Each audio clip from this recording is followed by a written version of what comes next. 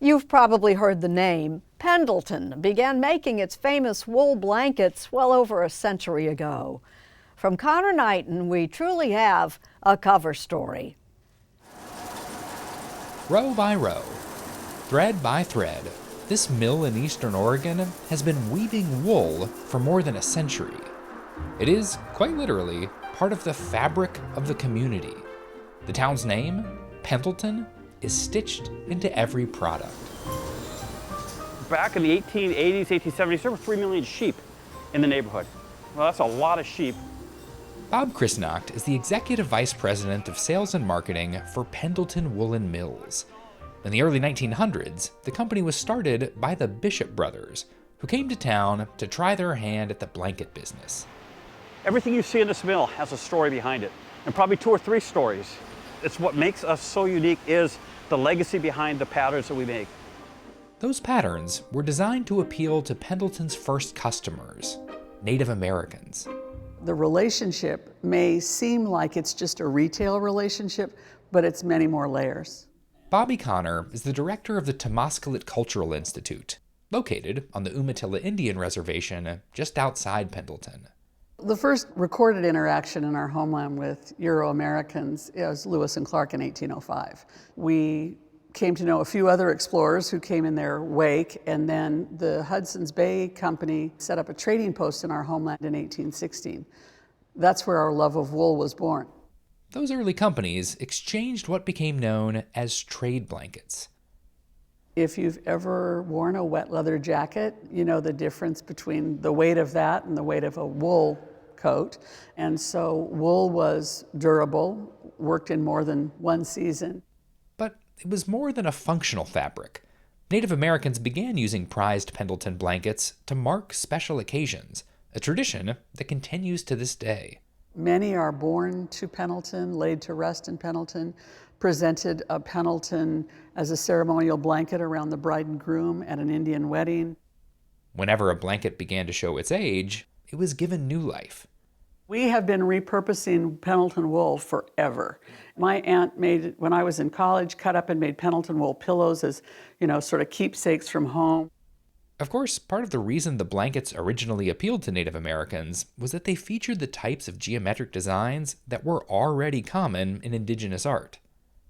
Something that might have once been presented as borrowing today is talked about in terms of appropriation. Do you see it as appropriation?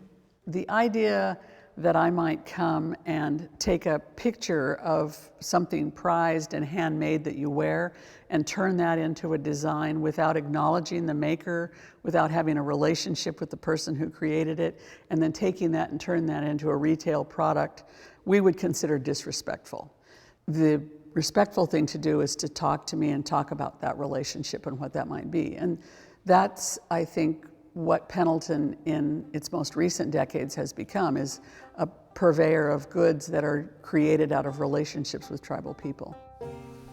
Today, Pendleton has added designs made by contemporary Native American artists, and has a series of items that's raised over $1 million for the American Indian College Fund. The business has also expanded far beyond blankets. We're more of a home business, and that was really important to us. And then Pendleton CEO John Bishop has been around for over 100 years. Is the 5th generation of his family to be involved in the textile industry. Pendleton started making apparel in the 1920s, but it wasn't until the 1960s when one of its plaid shirts really took off, thanks to its unexpected popularity with some Southern California surfers. This is the Beach Boy plaid. It was featured on the album cover of Surfing Safari. Before they became the Beach Boys, the band was briefly named the Pendletones. Surfers used wool to keep warm at the beach. The Dude! Who is more relaxed than the Dude? Right? Jeff Bridges wore a Pendleton sweater in The Big Lebowski. Today, the Dude sweater is one of the company's top sellers. Like most of Pendleton's apparel, it's manufactured overseas. But the bulk of the blanket business remains in the Pacific Northwest, where some patterns are still created with punch card looms that are decades old. Pendleton's Woolen Mills are some of the only ones left in a country that once had thousands. Why do you think Pendleton survived when so many other mills went out of business? Because we have a brand, we're selling to consumers directly. In the early 80s, there were roughly 25 mills in the US, and now there's 3 of us. All of those mills, they sold to apparel manufacturers. And the apparel manufacturers, they're still in business because they moved offshore. Still, that American-made product is pricey. A king blanket can go for $500. If you're looking for a blanket, you can find something at a big box store for $20. Why is somebody spending hundreds of dollars on a Pendleton Well, that blanket? cheap blanket in a big box store might be around for a few years and then it's going to be gone. We're creating legacy products that are going to last generations.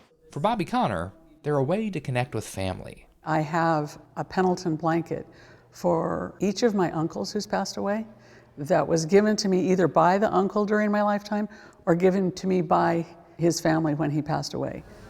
A blanket given to mark a graduation, a marriage, or a death is a way to tell a story. Each one provides a thread to the past. It's the treasures of your life that represent the people who are important to you.